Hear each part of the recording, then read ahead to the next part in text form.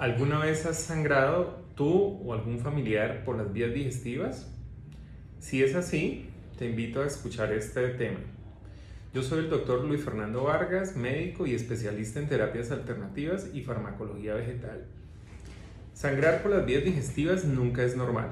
Existen dos tipos de sangrados: sangrados por las vías digestivas altas y por las vías digestivas bajas. A nivel de medicina, hemos clasificado esto a partir de un sitio anatómico que se conoce como el ángulo de Treitz. Es básicamente la unión del duodeno con el yeyuno. Hoy nos compete hablar sobre sangrado digestivo bajo. Existen muchas causas y vamos a irlas desglosando progresivamente. Sangrar por las vías digestivas tiene tres formas básicas de presentarse. Una es sangrado digestivo fresco, sangre que tú puedes ver muy roja. Ese sangrado probablemente viene de las vías digestivas bajas más inferiores, es decir, estamos hablando del recto y el sigmoide. Otro tipo de sangrado es lo que llamamos en medicina hematoquexia, unas deposiciones que tienen un sangrado un poco más oscuro mezclado con las deposiciones. Y por último, un sangrado que se evidencia más como deposiciones negras y de un mal olor, que es lo que llamamos melenas. Estos dos últimos tipos de sangrados puede que también vengan de las vías digestivas altas, por lo tanto, siempre es importante establecer el diagnóstico y para eso hablaremos de algunas cosas más adelante. Las causas. Son diferentes tipos de causas, unas son anatómicas, como vamos a hablar, especialmente los divertículos, que al inflamarse, que es lo que llamamos enfermedad articular, puede generar ciertos sangrados. Esta patología de hecho es más frecuente en personas mayores. Después de 65 años empezamos a ver con más frecuencia la enfermedad articular del colon y es la causa principal de sangrados de moderada a severa intensidad. Otra causa son las neoplasias, es decir, tumores que surgen en las vías digestivas. Tanto los tumores benignos, por ejemplo los pólipos que vemos a lo largo del estómago, del intestino delgado, inclusive pues, los más frecuentes que encontramos es en el intestino grueso. Siempre estas neoplasias obviamente hay que buscar establecer si son benignas o si son malignas, que es el cáncer colorectal, una de las causas digamos también de sangrados.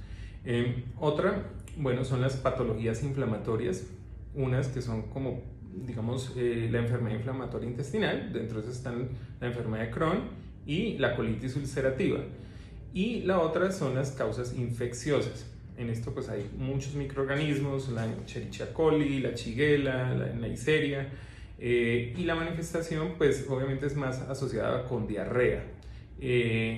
Lo otro, bueno, hay otras causas inclusive asociadas a patologías vasculares, como lo que se llama la angiodisplasia, que son unas alteraciones de las arterias y de las venas que están en el intestino y que pues pueden generar también sangrado. Eso es más frecuente en personas mayores.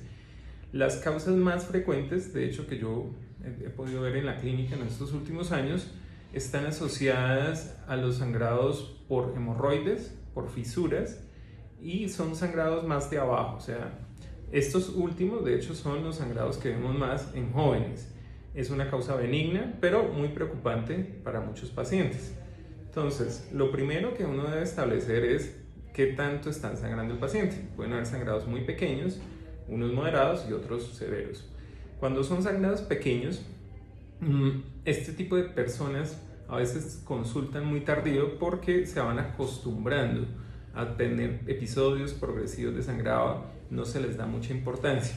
Por eso hago énfasis porque he visto algunas personas, inclusive mayores, que han llegado a estados de anemia crónica asociados a algún tipo de sangrado digestivo. Hay que tener eso muy presente porque hay que establecer la causa. Obviamente, personas de más de 50 años, las neoplasias tienden a aparecer con más frecuencia y los casos, digamos, en jóvenes pues son más sencillos de tratar. Una de las formas obviamente que uno debe establecer es lo que decíamos, el sangrado en abundancia. Si es muy abundante, es probable que ese paciente necesite ya una atención de urgencias y debe evaluarse su estado hemodinámico, es decir, cómo está funcionando su circulación y sus signos vitales. En el caso de sangrados muy intensos, es probable que la persona requiera líquidos para suplir las pérdidas, y en algunos casos, como también lo he visto, el paciente puede llegar a requerir una transfusión o una cirugía de emergencia. Hay muchas formas uno de establecer, digamos, sangrados en las vías digestivas bajas. Lo primero, pues obviamente lo más sencillo a veces en consulta es pedir un análisis de la materia fecal, lo que se llama una sangre oculta en heces.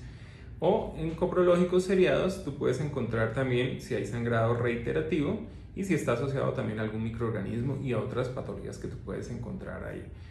Algunos pacientes también he visto, puede estar asociado a los medicamentos que vienen consumiendo, que no es tan frecuente, por ejemplo, pacientes anticoagulados. Entonces esos pacientes hay que revisar que no estén sobre anticoagulados, esos pacientes de edad que tienen, digamos, marcapasos o fibrilaciones y por esa razón tienen un medicamento de ese tipo, pueden presentar sangrados. Personas que usan de pronto analgésicos, lo que llamamos AINES, no esteroideos, de forma recurrente también pueden generar sangrados digestivos. También se pueden ver pacientes, por ejemplo, que han recibido procedimientos, radioterapias, resecciones de pólipos, cirugías recientes. Esos también son otras causas de sangrado más asociados a temas médicos. Siempre, como les digo en todos los casos, sangrar por las vías digestivas nunca es normal, es un signo de alarma, tenemos que estar pendientes, ya sea pequeño y mucho más si se vuelve crónico, ¿no? Lo primero pues es eso, exámenes para identificar en qué punto está el sangrado. Para eso puede servir mucho una colonoscopia, y si hay alguna lesión pues tomar la biopsia respectiva para ir estableciendo si se trata de algo un poco más complejo. También se pueden hacer otros métodos de diagnóstico un poco más complejos, como puede ser por ejemplo una arteriografía mesentérica para revisar toda la parte vascular e identificar algunas malformaciones vasculares que tengan la persona y que sean la causa del sangrado. Se puede hacer por ejemplo una gammagrafía con glóbulos rojos marcados que pueden identificar sangrados pequeños, leves y que son de difícil diagnóstico. O sea, en pacientes pues obviamente que tengan otras enfermedades de base, es bueno siempre tener un cuadro hemático. Eso nos ayuda a descartar que haya anemia, pruebas de coagulación para revisar que no haya un problema con ese aspecto, y podemos también obviamente pedir niveles de alguna sustancia como un anticoagulante en el caso que sea necesario. En cuanto a la prevención, bueno, pues primero que todo, muchos de estos causas de sangrado por la vía digestiva baja son prevenibles. O sea, muchos arrancan en un estreñimiento crónico y posteriormente van generando otras series de inflamaciones que son en últimas la causa del sangrado en los adultos jóvenes y mayores, como es el caso de las hemorroides. Entonces, lo primero para mí es empecemos por cambiar nuestra dieta, mejorarla. Una dieta basada más en vegetales, en frutas y semillas, una buena hidratación, actividad física regular que ayuda a que el intestino se mueva, el uso concomitante obviamente de plantas que tengan acción antiinflamatoria, el control emocional. Muchas veces también vemos que nuestros temas emocionales van a impactar en las vías digestivas, como lo hablamos en un video anterior sobre lo que es el sistema nervioso entérico y su implicación en las emociones también. Podemos también hacer obviamente procedimientos, pero esos ya son cosas, digamos, más de manejo en la clínica. Yo los invito a que consulten oportunamente, que establezcamos un diagnóstico adecuado y por ende el diagnóstico nos lleva a una terapia específica. Nosotros en la clínica vemos es personas, no vemos solamente síntomas ni enfermedades.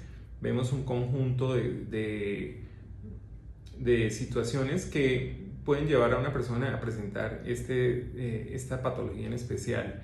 Yo los invito nuevamente a consultar, a concientizarnos y bueno, los esperamos acá.